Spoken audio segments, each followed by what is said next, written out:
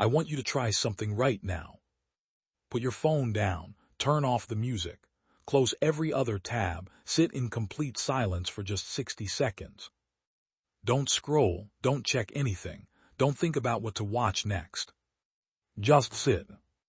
Most people watching this cannot do it, not because they are weak, not because they are broken, but because something in the modern human nervous system has been trained deeply, systematically trained to treat silence like a threat. And here is what philosophy wants to ask about that. Why? What exactly is in the silence that frightens us so much? What are we running from when we reach for the phone the moment we are alone? What does it mean that the most technologically advanced, most connected civilization in human history is also, by every measurable standard, the loneliest? And the most profound question of all, is the thing we are running from actually dangerous? Or is it the most important thing we have been avoiding our entire lives? Today we are going to sit with all of that, together. Silence scares people. In 2014, a group of researchers at the University of Virginia conducted one of the strangest experiments in modern psychology. They put people alone in a room for 15 minutes. No phone, no books, no distractions, just a chair and their own thoughts. And one other thing, a button. If participants pressed the button, they would give themselves a mild electric shock. Before the experiment, every participant said they would pay money to avoid being shocked. 2/3 of the men and 1/4 of the women shocked themselves rather than sit alone with their thoughts for 15 minutes. They chose physical pain over silence. The researchers concluded something that the philosophers had been saying for centuries. The human mind, left without distraction, finds its own contents deeply uncomfortable. Blaise Pascal, the 17th century French mathematician and philosopher, wrote it more bluntly than any modern researcher could. All of humanity's problems stem from man's inability to sit quietly in a room alone. He was not speaking metaphorically. He meant it as a precise philosophical diagnosis. Wars, greed, cruelty, restless ambition, trace them back far enough, Pascal argued, and you find a person who could not be still, who had to act, had to conquer, had to fill every silence with noise and every empty hour with purpose, because the alternative, sitting with oneself, was simply unbearable. But why is it unbearable? The philosopher Martin Heidegger gives us the answer.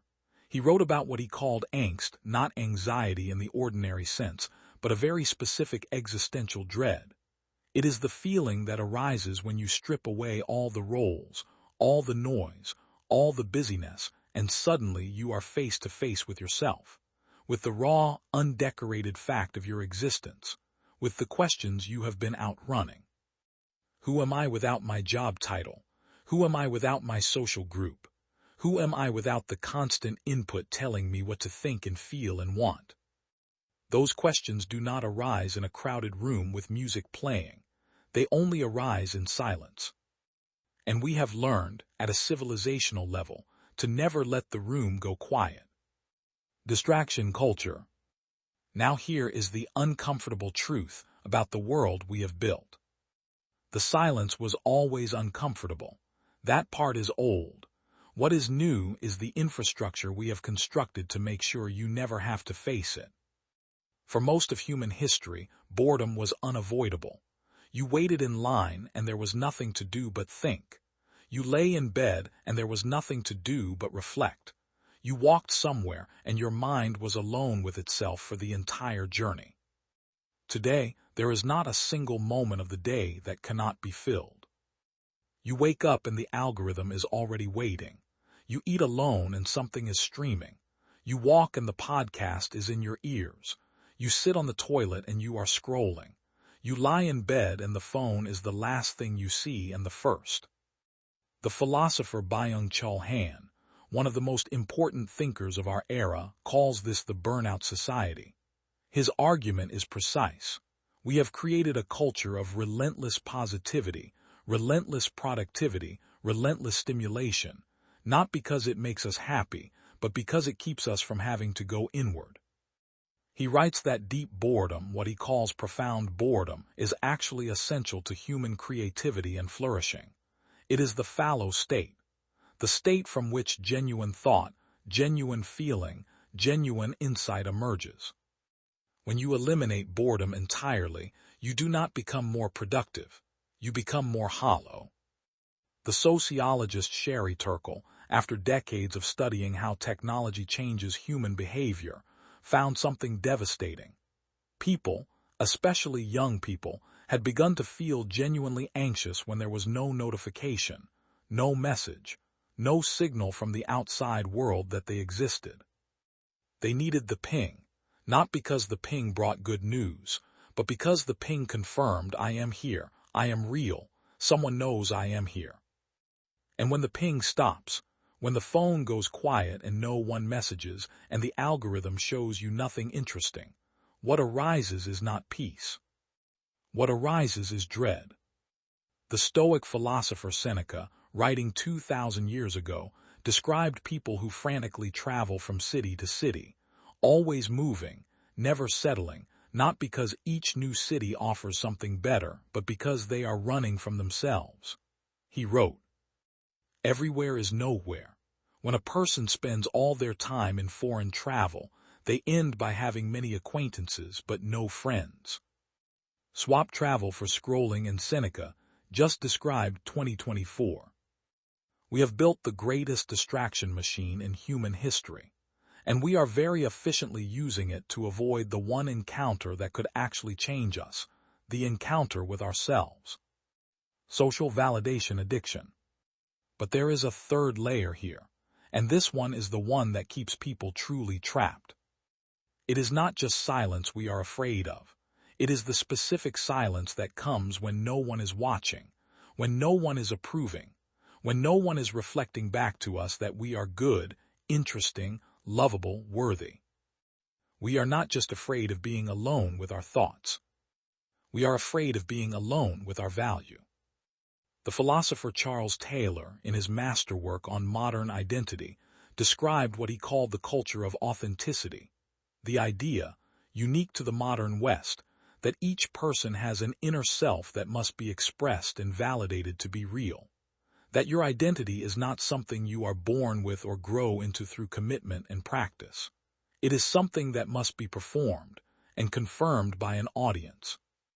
This creates a profound psychological dependency. If my identity requires constant external confirmation, likes, comments, followers, attention, then solitude is not just uncomfortable. It is existentially threatening, because in solitude the audience disappears, and if the audience disappears and I have never learned to be my own audience, then I face the terrifying question, do I exist when no one is looking? Hegel, the German philosopher, wrote about the master-slave dialectic, his idea that human consciousness from its very beginning defines itself in relation to other consciousnesses. We need to be seen to feel real. That is not a character flaw. It is, Hegel argued, something close to a metaphysical necessity. But Hegel also argued that the person who can only feel real when seen by others is, in a philosophical sense, enslaved. True freedom, true selfhood, requires that at some point you become the source of your own recognition. Modern psychology calls this internal locus of validation, the capacity to evaluate yourself not through others' eyes but through your own. Social media has made the development of this capacity almost catastrophically difficult. Every post is a small performance. Every silence online is a small death. Every day without a like is a day of faint anxiety. And the algorithm, which is designed not for your flourishing but for your engagement, rewards the performance and punishes the silence. You are not addicted to your phone. You are addicted to the feeling that you matter. And the phone, for now, is where that feeling lives. The existentialist Jean-Paul Sartre wrote, "Hell is other people." People quote this as a cynical statement. It is not. His point was precise, that when we define ourselves entirely through how others see us, Other people become the judges of our existence. We are imprisoned in their gaze.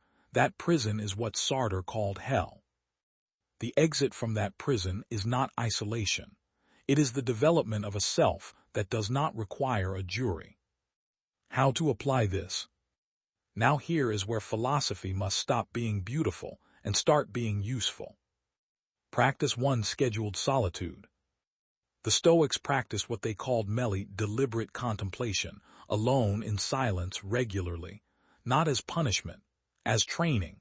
Start with 10 minutes a day. No phone, no music, no podcast.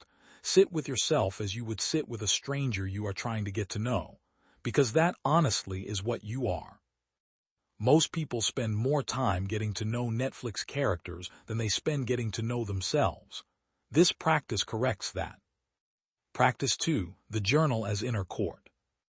The philosopher Marcus Aurelius, ruler of the most powerful empire on earth, spent time every single day writing to himself. Not for publication, not for an audience.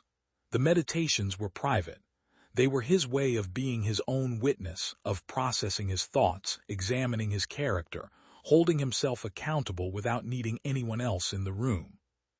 Keep a journal, not a diary of events, a diary of thoughts. Write what you actually think, not what you would say out loud. This builds the capacity to exist in your own presence. Practice 3. Sit with the discomfort before reaching for the phone.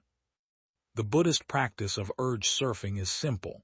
When you feel the pull to check the phone, to put something on, to escape the quiet pause, sit with the urge for 60 seconds before acting on it. Notice the feeling. Notice where it lives in your body. Name it. You do not have to resist it forever. Just delay it long enough to see it clearly. That moment of seeing is the beginning of freedom. Practice 4. Audit your validation sources. Ask yourself honestly, how much of what I post, share, or say is genuinely for me and how much is for an audience? This is not a reason to feel shame. It is a reason for inquiry. The question is not whether you want validation. Everyone does. It is human. The question is, can you feel okay about yourself on a day when no one validates you? If the answer is no, that is not a personality trait. That is a practice deficit, and it can be corrected. Let me bring this home. The fear of being alone is not a weakness. It is one of the most human things there is. We are social animals. We evolved in groups. Isolation for most of human history meant danger. The fear is ancient. The fear is understandable. But the world we live in has hijacked that fear. It has taken a healthy need for connection and warped it into a compulsive need for constant stimulation, constant validation, constant noise. Because silence, someone somewhere figured out, is not profitable. Pascal said, all our problems come from our inability to sit quietly in a room alone. Heidegger said solitude is where we meet ourselves most honestly. Seneca said the person who cannot be alone is the least free person alive. The Buddha said the greatest journey is inward. And what all of them are pointing at is this: the silence is not empty.